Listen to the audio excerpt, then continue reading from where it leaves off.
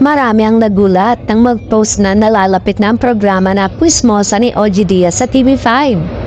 Ayon sa post, patuloy na tumututok sa tsismisang may kwarta sa nalalapit na pagtatapos ng Puismosa.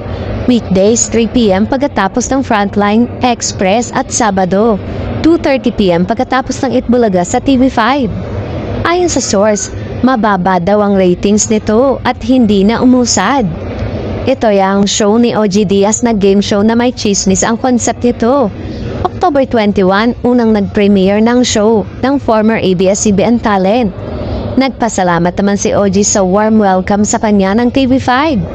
Maaalalang nagkaroon ng issue dahil sa Puismosa rin ang title ng bagong segment ng TikTok Lap Morning Show ng GMA7 na na-launch na ang nasabing segment last October 14. Ang show naman ni na OG ay October 21.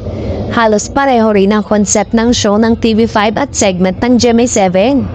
Game show na may halong chismis na huhulaan ng contestant.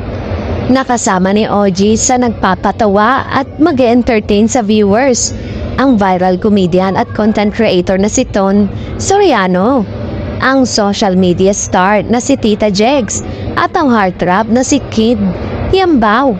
Sayang nga lang at hindi nang tagal ang nasabing show.